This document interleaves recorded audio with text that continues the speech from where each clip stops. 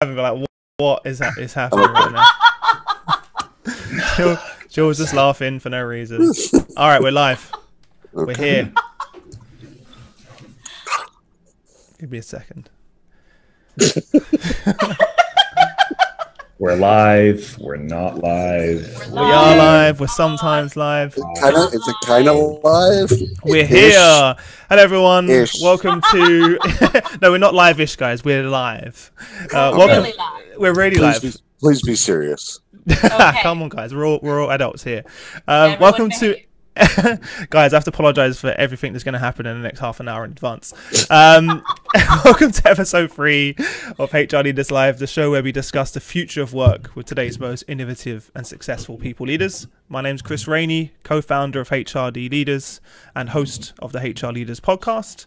On today's show, we're going to be talking about candidate experience, how to define, improve, and optimize it. As always, I'm joined by Matt Burns, Chief HR Officer over at JYSK. How are you doing, Matt? It's Wednesday.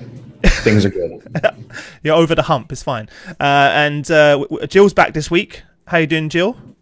I am doing fantastic. I'm happy to be back. I'm here in the not quite snowstorm of the century on the East Coast that everyone's talking about. And I'm sorry I wasn't here last week, but I was absolutely loving my mom opportunity. I joined my son at an art museum.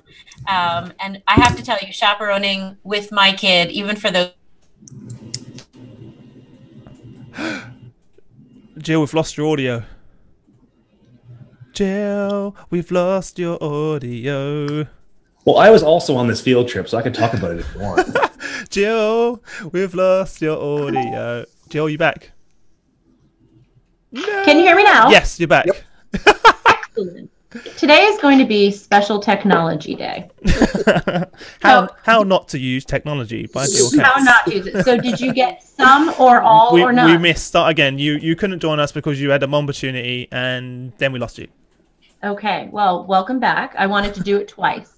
I was with my son this past week. I had the opportunity, or as I call it, the mom opportunity, to go as a chaperone to his school class play, and it was an absolutely incredible experience. So I was personally really touched by how many of our community and viewers commented on LinkedIn about doing things as a mom or a dad or any kind of caregiver, and I appreciated that support tremendously. So thank you.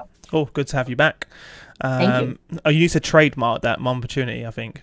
They should trademark it. If anyone else uses it, I'm going to know where it came from. Cool.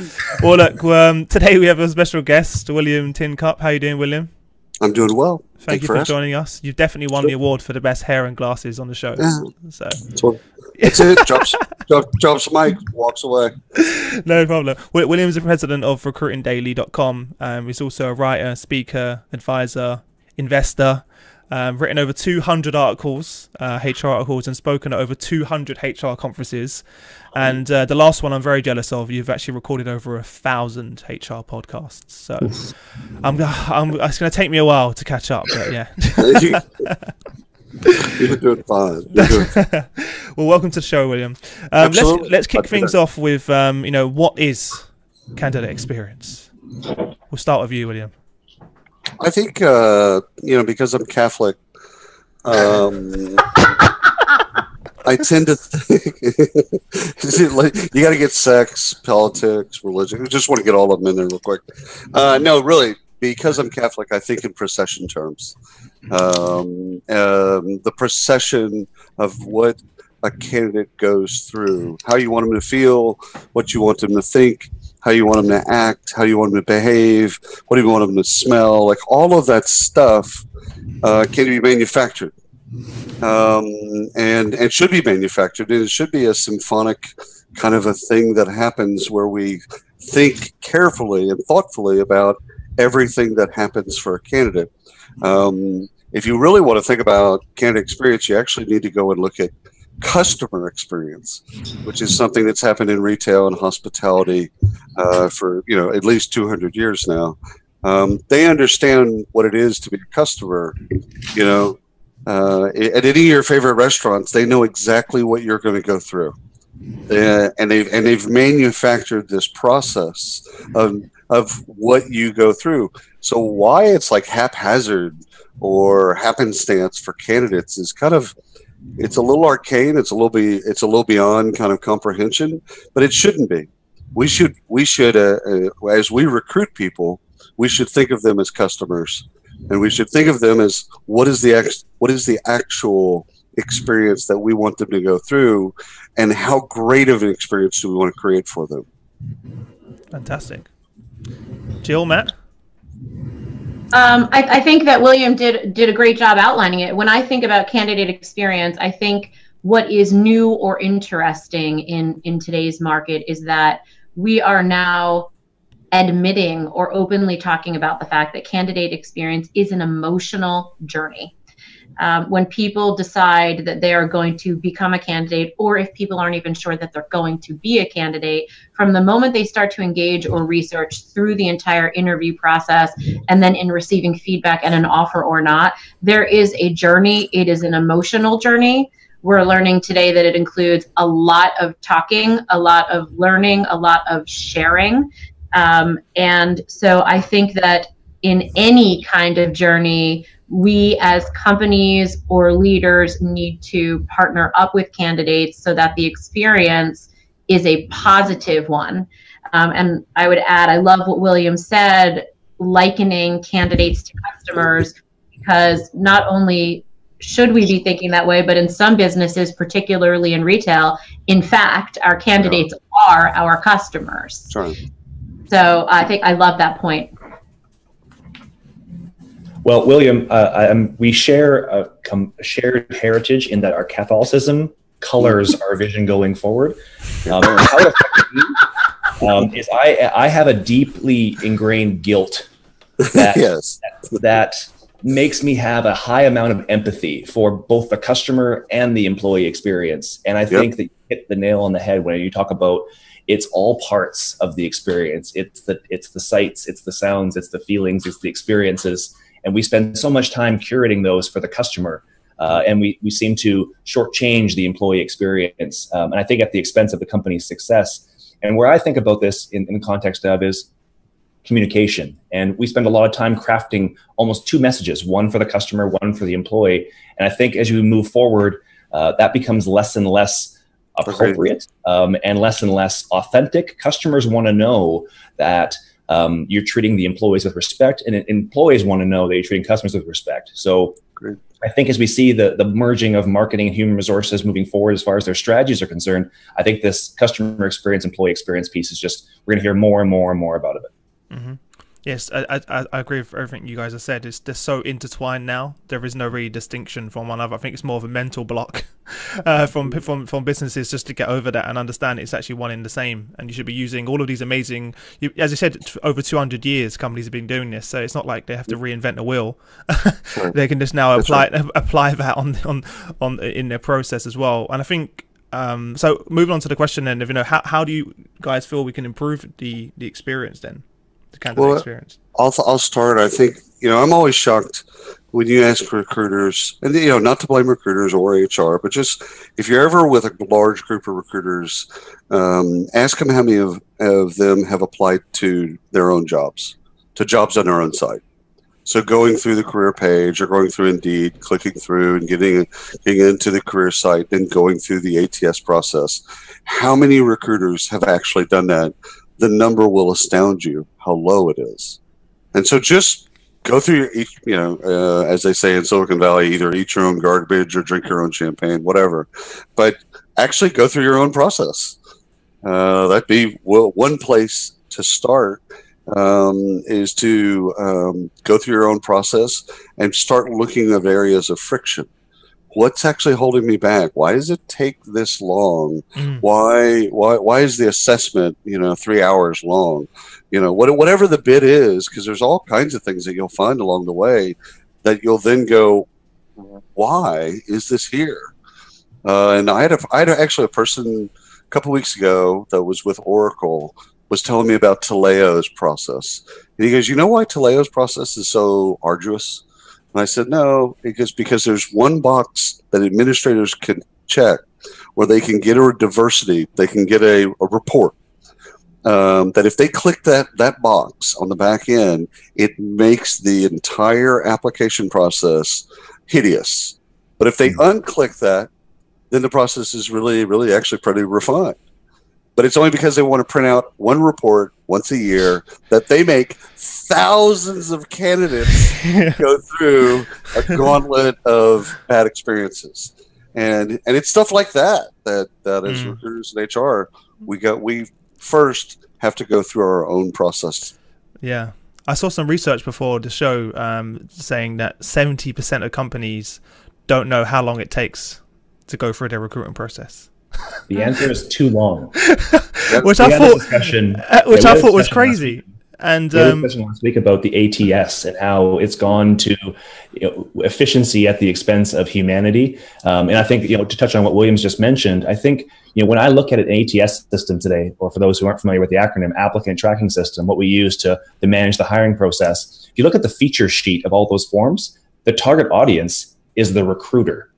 Sure. So we will make your life more efficient. We will reduce the amount of work. What they advertise is we will reduce the amount of human interaction you have to have, because that slows you down. So they actually advertise and sell you on the fact that they're trying to remove the humanity from the experience. So I think when I went through the process of selecting an ATS, I was asking vendors, tell me a bit about how the experience is for the candidate. And in a lot of cases, they didn't have the answer to that question because they're not prepared to answer that question. And William, I know you're a very prolific advisor when it comes to technology companies. I'm sure a lot of what you're talking about with these companies is think about it from the perspective of the candidate, because that ultimately helps the organization in the long run. Yeah, a company out of Melbourne really freaked me out one time because I asked them this question, and they're named Vervo, and I am an advisor, but really it was what they said that kind of freaked me out. That's what I want to talk about. Is they successful entrepreneurs, both had already made a ton of money, and their hardest issue that they dealt with was hiring, kind of like the greenhouse founders. And they said, "Why don't we interview everybody?" And I'm on the phone with it. I'm like, "What?" He goes, "Yeah, why don't we interview everybody?" I'm like, "Well." And I couldn't have a good answer for him because most of it exactly is what you're saying. It's a funnel of how do we get down to a small number of people to then go deep with. And they said, yeah, we don't like that. We're going to interview everyone. We're going to put everyone into the same scenarios. We're going to put everyone through something so every candidate has a chance. And I found it fascinating to think about. Like, that's letting every candidate know that, hey, you might not get the job, but you'll at least have a fighting chance of getting the job, as opposed to being screened out by behavioral assessments or, personality assessments or whatever. So it's different approach, but it's just kind of fascinating. And anyhow, I probably interrupted what Chris was going to say. Oh, no. I was going to say the same thing. I think one of the things that I've seen is if the fairness piece comes up a lot, people want to know, companies, in a lot of cases, don't even come back to people and let them know. They may go through like quite a few different steps of the recruitment process, and which they've invested hours and hours of their time into, and then the company just doesn't reply at all. And then exactly. And something that's come a lot is the fairness part. And they're not going to recommend your company. They're not going to have good words to say about your organization if they go through that process as well. So that's something I think companies need to think about as well. I would say that there are three things that strike me as very, very important tips or things to consider to improve the candidate experience. And I think, Chris, you're touching on it, which is, again, it's sort of a change to thinking about just this one-way conversation that there used to be, where the company is the big one in charge, and the candidates or the customers are getting from and having to accept what they get from the company. And today it is much more of a conversation where two sides are selecting one another. And so the company really does need to engage the candidate as a customer, as a person, knowing that the experience is going to matter. And as I've sort of done my reading and attended some workshops, there were three things that stood out to me. One was the career resources and making sure that they work. And it is unbelievable. The ATS is on the backside. So that is the side that is supporting and interfacing with the people in a company. But what the candidate is experiencing and what the candidate's technical journey includes, particularly in today's day and age, is so important. And I read that 80% of candidates decide if they're going to apply to a job before they've even spoken to a person at the company. And 20% of candidates say that if they've had any kind of tech issue, they have trouble uploading their resume, they can't really track their status, they will never apply again. And 50% of candidates are talking on Glassdoor or LinkedIn or Facebook about their candidate experience. So there is a conversation happening regardless, and it's either a conversation that is supportive, neutral, or negative. And so whether there are candidates that are being selected or not, that's really important. So that's the first one. The second one is simple, stupid to me, but it's mobile friendly. Mm-hmm. I don't think that's stupid at all. It's almost an obvious thing, but 90% of people are doing job research or job application through their mobile device. So to have any kind of interface that isn't mobile friendly isn't friendly. Right. Well, Jill, I would broaden that out. First of all, I believe in mobile or responsive design and mobile friendly, but I think it's also in a way it's meeting the candidates where they are. Which gets to a recruiter process. If I'm a recruiter that loves to leave voicemails, or a recruiter that leans heavily on email, and the candidates have changed and they want text messages, they want to text back and forth, then I got to meet the candidate where they are. So I think it's, for me, I think it's if and again, you might have candidates that want to meet you on desktop. Great. Meet you on an iPad. Great. Meet you on text. Like, we've got to be flexible to meet candidates where they are. I love what you said about letting them know where they are in the process. That idea of like FedEx, of you're at this stage, or Domino's Pizza does the same thing, where they literally they do. And it's actually very, very helpful. I learned that from my sister-in-law. I've never seen, you can actually see how far your cheese melted. The little circle, right? The fact that I know exactly what you guys are talking about, I almost don't want to agree, but I've used it on an app, and it tells you jokes while you're waiting for the pizza. And I feel bad for even knowing that, but it's true. The app. I'm embarrassed. I'm embarrassed. But No. We don't need to be embarrassed, because that could be about an Amazon Prime delivery. It's true. One click delivery. One click Amazon. That actually is dangerous. For me, I accidentally ordered a £1,000 TV. You should stop taking through one click Amazon, thinking that it was going into the basket, and then the next day it came to the house, and I was like, "Oh, I'm in trouble." No more Ambien for you. That's what that is. Pardon? No more Ambien for you. That's what that's about. I kept it though. I kept it. So. Did you have your mom call Amazon the next day and get it returned? Or? No, my wife. I had to explain to my wife why we just bought a £1,000 TV, but I was like, well, I need it for the gaming room. So. Sure.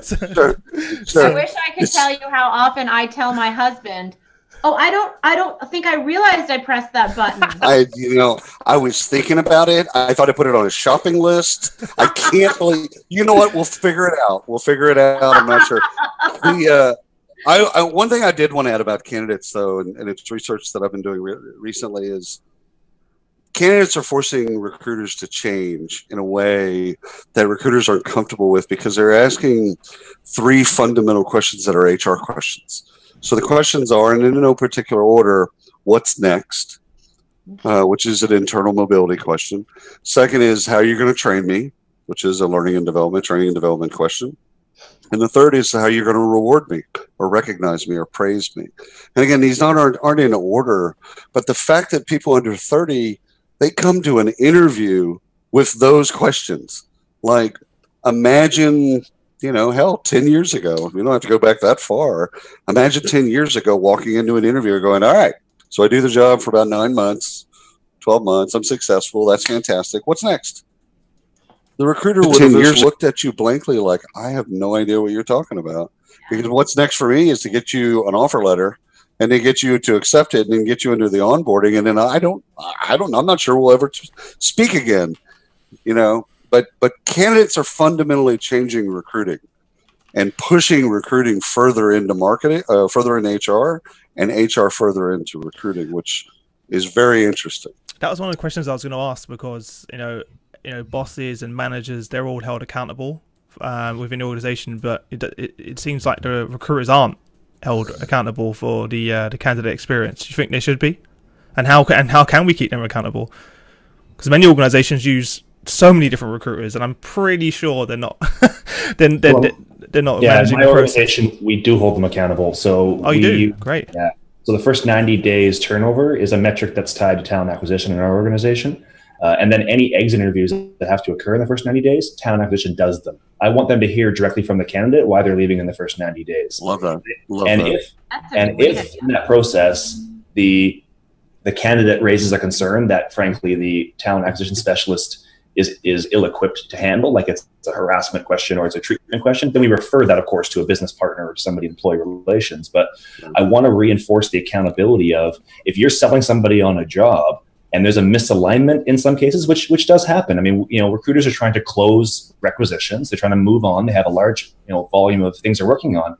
You have to make sure that the feedback that you're providing to the candidate is not misaligned with the reality. So we spend a lot of time talking about that, and that's why we hold them accountable for that first 90 days. And to be fair, it's had a dramatic impact. So even in the 90 days that we applied this, we went from 80% retention in the first 90 days up to 92% in less than 90 days, because we put talent acquisition on point when it comes to managing that relationship. What about the experience, Matt? Are you familiar with the experience, the actual employee experience before you get to that stage that your candidates are taking with each of the recruiters that you're using? Yeah, so what we do is we've set up a process whereby we survey candidates at multiple times throughout their first 6 months within the organization. So we hit them, of course, when they're joining the organization. How was the experience? How did we treat you? Was it fast? And then their first, 2 weeks, how was your onboarding? How was your initial training? And then 30 days, and then 60 days, and then 90 days. And we do that for a couple of reasons. One, it's a process question for me. I want to know if we have breakdowns in our process, where exactly it's happening. So if you're satisfied, dissatisfied, now I know exactly where to spend my time and my attention and where to focus the efforts. And we can have a really good quantitative discussion with our stakeholders, because at that point in the first 90 days, HR certainly has a role to play, but so does the hiring manager, so does other parts of the business. We want to make sure that it's a shared accountability. So we use the reporting as an impetus to kind of illuminate when we have issues, and then we dig into those issues as they pop up.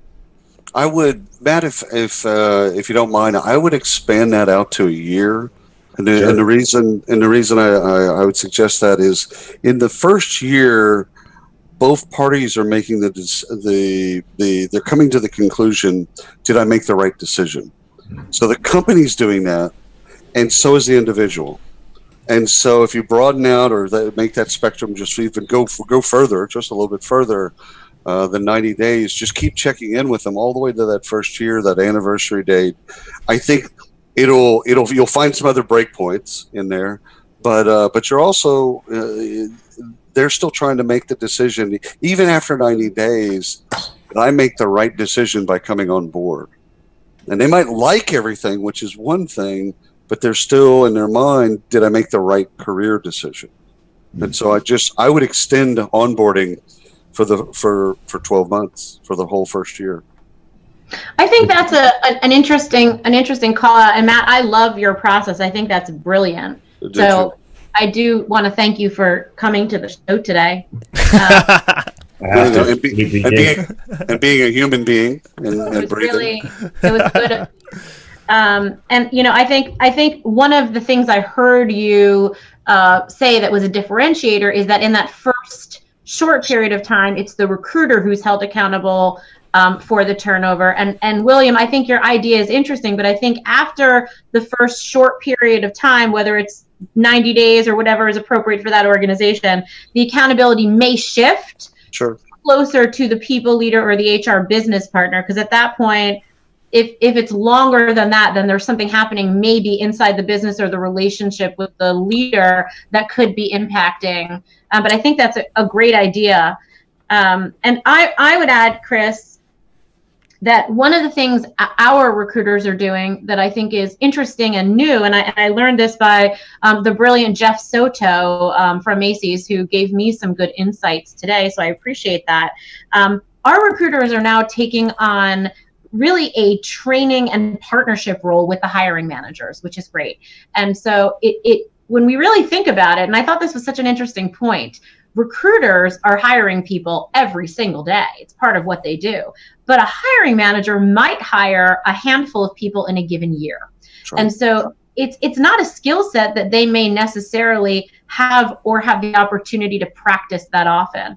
And so some of the coaching that the recruiters can now provide to the people leaders around what the journey feels like and around what is expected from the candidate may help the people leader to make the process better. And I think a tactical example of that is aligning upfront on how many times does this person have to come back? You know, you want them to meet these 35 people, but how many of those 35 people are actually decision makers? And the answer is probably 3. Right. And so I think that's another really interesting thing to think about, which is once you have the candidate in the door, how can the recruiting team, the business partner team, the people leader team make sure the experience is not exhaustive? Mm-hmm. So I would add that.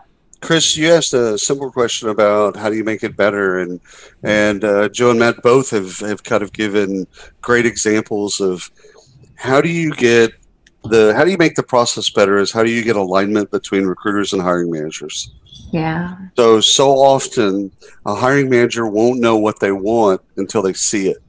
And so they send the recruiters off on this journey through, Nottingham Forest to find the candidate, to bring the candidate back and then go, nope, that one's too short, or that one's this, or it doesn't work like that. So if you really want the candidate experience, one element of the candidate experience is you just get them to collaborate better. Like, let's not be in a rush to go and put something out in front of our career site or wherever we're going to place our ads. Let's actually talk. What are you trying to fill? Not, is it the last person that did the job? Okay, well then let's deconstruct that. Was it they were doing 3 people's jobs? We need to actually, what do you really want? And recruiters, when they know without a doubt what you want, they can get it. It's their failure point generally is when they're dealing with hiring managers that don't know what they want. And so I think if you want the candidate experience to be better, one of the things you have to do is you have to fix that collaboration between candidate, manager, and recruiter. Got a question on YouTube from Gabriel. Said completely agree on how we need to keep our candidates engaged, but also to hear the candidates complain about lack of knowledge and why they didn't get the job. And is there any thoughts on how to give meaningful feedback to people that haven't got the job? Mm-hmm. How do you guys currently do it? I think that is it an email? Is it a star? I've seen companies use star ratings. There's loads of different ways. How do you guys let people know that they didn't get the job? This is a tough question. Yeah, this one's really hard, and I don't know. And thank you, Gabriel, for trying to stump us. I've recently seen star ratings. Like, you haven't got the job and they give you like a star rating, and then they're gonna give you a generic feedback of, baby, you should try this next time. I've seen that on a few different sites. You sure that wasn't Domino's? No, but that seems to be and again, I think I mentioned it earlier as well. Most companies just don't give anyone any feedback. Well, I think. Go ahead. I would say that it was actually, Gabriel was a good transition to the third point I was going to make earlier, which is communicating expectations. I think that candidates today, they're used to being able to put their hands on information. That's how we all live our lives right now. Anything we want to know, we can go know it now.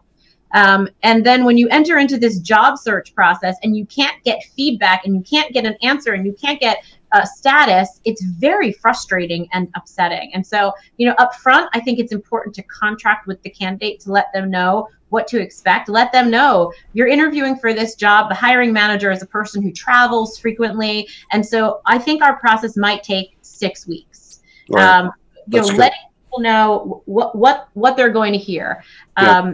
At Macy's, we have a lot of different ways that we get back to people. People that apply for jobs through our job site that are not executive level jobs, we have a rule of thumb that everyone is responded to within a period of maximum 30 days.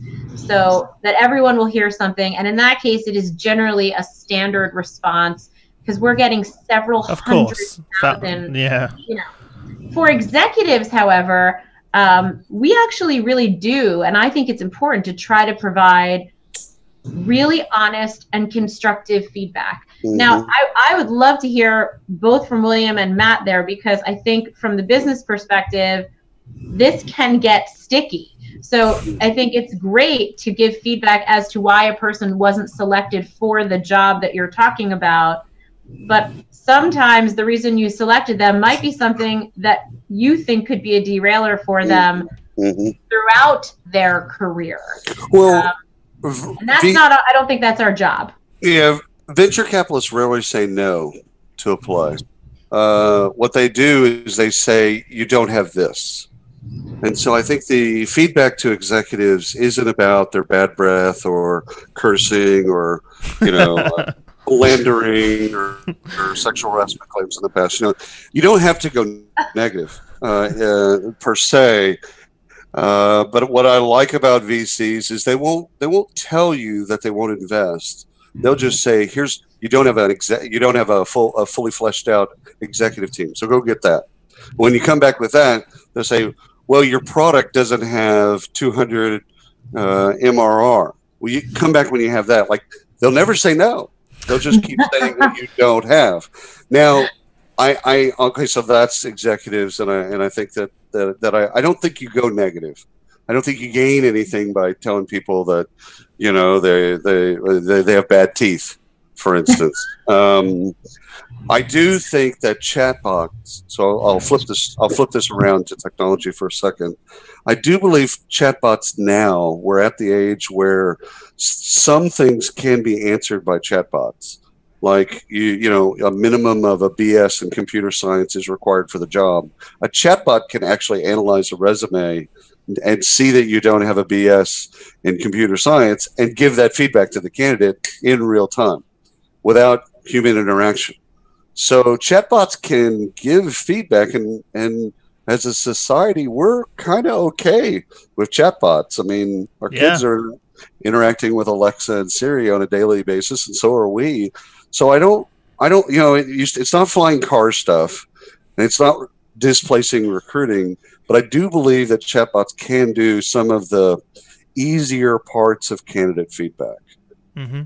Oh yeah, I completely agree with you on that one, and I've seen many HR leaders now using chatbots more and more now.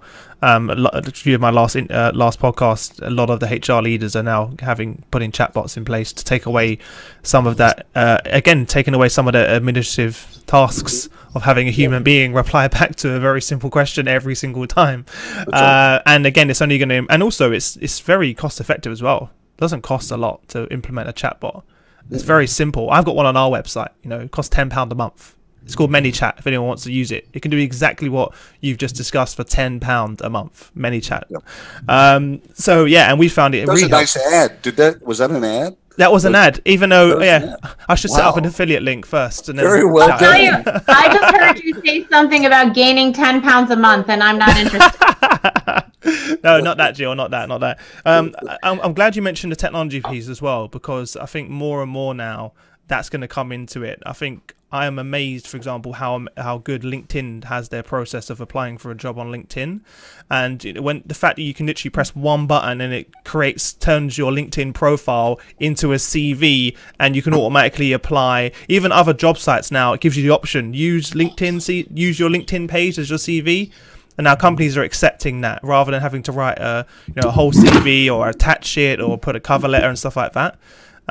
So I think more and more now technology is definitely going to come into play with that one as well. So is there any other comments for anyone? Let me have a look now. We've got another question on here. So Melissa said, in order to make candidates feel comfortable during the initial interview process, how would you frame the interview questions to engage the candidate versus them feeling like an interrogation? That's pretty well. This is part of my script. So those folks who've interviewed with me in the past, they can vouch for this. I actually open every interview by saying, this is an interview. You're interviewing us. We're interviewing you. This is not an interrogation. Laughs and everyone then relaxes. I think it's so important to put the candidate at ease for a couple of reasons. One, the candidate at ease is going to give you their best answers, which is what you want to hear. There's nothing more disappointing than hearing from someone that you may have screened out in a process that they didn't put their best foot forward because they were nervous or because they haven't interviewed in some time. So I really try and solicit the best from the individual by putting them at ease and ask them questions that they can dive into. So I think that's kind of the first point. The second point I would say around that is you have to give them reassurances that they have some power in this process. So I try and reinforce that on a regular basis, which is to say, this is a two-way street. I mean, I will tell you everything you need to know about the organization, the good, the bad, the ugly, because there's all three of that in every organization. And then you tell me the good, the bad, and the ugly about where you have fits. And let's just see if we can line those things up. And if we come at this from the same perspective, we're going to have a lot of great success. And I think sometimes, whether it's recruiters or hiring managers, can sometimes get afraid about telling candidates about maybe some of the things they don't want to share. And I think that's a mistake because they're going to find out anyway. You might as well tell them. Yeah. Or you get a bunch of their time and your time through this process. So we are it actually comes from a relatively dark place, because when people first started talking about employer brand a couple of years ago, they made they really kind of wanted to whitewash things and take away the bad. And an employer brand, if it's done well, it both attracts talent and repels talent simultaneously. And so there's no company that's got it perfect. There's no company that's got it all right. There's bad managers everywhere. There's executives that make mistakes, strategies that are flawed. Like every company has these problems, but somehow we want to try and make it perfect, like a Disney movie. When people apply, it's like we only want to talk about the good things. I think the better recruiters do what Matt suggests. They go into a situation. They say, "Listen, you're talented. That's why you're here. We want you to be here. So I'm going to tell you the truth. Okay, whether or not you might hear the truth and then get scared and never come back, but I'm going to tell you the truth nonetheless. And I want your questions of us. I want you the hardest questions that you can think of, and I'm going to answer them honestly. And I'm not going to answer them the way that you want to hear them. I'm going to answer them as honestly as I can. And if you respect that, great. If you don't, that's great as well. Mm-hmm. So I think first of all, the people that manage employer brand need to take a step back, take a Xanax, and stop trying to make things perfect. That shit drives me crazy. Yeah. Because it's just not true. I mean, none of it's true. Actually, at any company, it's just lies. And the more perfect you try to portray your firm, the more you're lying. Yeah, it's about managing expectations, right? Right. Same again, you can use the exact same thing with your customers. How you manage expectations with your customers, you can use exactly the same thing. If I sell my customer a product, and then for me, I'm always trying to undersell and actually over deliver in most cases to get customer delight, not the other way around. Like your favorite restaurant, high-end restaurant, there's a dessert on there, and underneath the dessert it says this dessert takes 45 minutes to prepare. Okay, so I know that if I want that dessert, I'm going to order it when I'm ordering my entree, because it's going to take them a while to put that together. That dessert is a chocolate lava cake. I'll have one of those. All right, well, we've got one more question. I meant to order that before we started the webcast. I've got one more question, guys, before we wrap up from James. James just said, have you seen the use of assessments impact the candidate experience? For example, generic assessments versus assessments tailored to the role. For example, you could have someone do a coding challenge before an interview to make sure that they've got the technical skills. Have you seen that affect the interview process or the candidate experience? I'll go first, but I'd like to hear everyone else. As long as it's not extraneous, if you explain why they're doing something. So I'm about to ask you a personality assessment about safety. You're a forklift operator. I care about safety. I want to understand that. Take this assessment. It'll only take 20 minutes. Now, I've managed your expectations. I've told you why it's important. And if you don't want to do it, or if somehow that upsets you, then you're not the right candidate for us anyhow. Yeah. And where people make mistakes with assessments in general is either they don't explain the need, they don't explain why they're doing it, because they don't feel like they have to, which again is that power that Jill talked about, that we're not the ones that have all the power. We were never the ones that had all the power. But for a while, HR and recruiter thought that the candidates are beneath us. We have the power and they have to bend to our will. Mm-hmm. And I think she did a really eloquent job of really kind of displacing that theory. So it's just being honest with the person about the assessment and how long it'll take, why it's important, and why it's there. And I think if we do a good job of explaining those bits, then I think candidates are more understanding. I agree with William. I think, and I particularly agree with your point that, you know, in the example of the chairlift operator, if that person doesn't want to take a safety assessment, you've gotten great information right there in the moment. I would use. That means they smoke a lot of weed and they're not safe. That's what that means. On behalf of HR Leaders Live, I'd like to say that we are not here to promote Xanax, weed. I don't know what else. Or anything else that was said there. Or at least not while you're viewing the show. Maybe you should during the show. It's an argument argument to be made there as well. Might make me more interesting. I don't know. I will share a personal story about assessments that may be apropos. I was in an interview process with a company and I was asked to take a personality assessment. And that was an opportunity for me. That's already fun.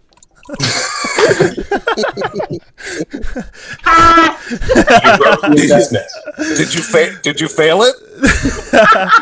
No, Jill rewrote it and sent it back to them. I may or may not have corrected it, and then used it as an opportunity to give them feedback. But what I would say that I thought was really great is I entered into it as a candidate with what I consider to be the growth mindset. And so I wasn't afraid of it. In fact, it was an opportunity for me to get more knowledge and information about myself. And so the question that I asked when they said to me, you're going to take this assessment was, that's terrific. Will I also have the opportunity to see those results so that I can learn from them? Nice. So I did take the assessment. I did break it. And I did get the results back and, you know. Well, they said, yes, you've got a personality. Is that what and that's when they called Matt Burns for the job. Yeah. Turns out you don't work well with others. Anywho. Exactly. Here's my answer, and you're not going to like it, is that it depends. So I think we try and operate in this binary thinking where either assessments are good or they're bad. And the reality is they're both. So I like assessments for a couple of reasons. One, I like assessments because it provides a quantifiable measure in the hiring process that we can anchor ourselves to and use it as a discussion point. And I find that very valuable, specifically when talking with hiring managers and helping them understand, the balance between gut instinct and also quantifiable results. Because, the reality is most people you talk to think they have great instincts and have a great read on people. And the reality is most are terrible at it. So having a quantifiable measure allows you to anchor that feedback to something. At the same time, before everyone goes out and buys a bunch of assessments, you can go too far the other way as well. And assessments can screen out really good people that don't fit the paradigm you've created for it. So you have to be flexible to be looking at a qualitative measure, which is the interview process and the conversation you're going to have with an individual, and a quantifiable measure, so that for the folks that are lawyers in the audience and folks that want that quantifiable measure, you have both. And I think the combination of those two is really, really powerful. And I agree with William. As long as it's targeted to the role and not just let me run you through a psychometric assessment for 4 hours so I can tell you about your childhood, then I think you're in a really good place. Well, I think we should end it on that note, guys. Data-driven decisions. There you go. Done. Well, look, thank you very much for joining us, Matt, Jill, William. It was a pleasure as always. Thank you for everyone for your questions online that tuned in. Really appreciate it. As always, leave a comment and let us know what topic you'd like us to talk about next week. You know, we really want to make sure that we cater to you guys. That's the whole reason we created the show in the first place. If you're interested in learning more about us, you can head over to hrdealers.com/live and check out our profiles and what we're doing. All of the videos are uploaded there. Apart from that, we look forward to seeing you all next week, same time. Same time, same place. Same time, same place. Have a great week. Bye.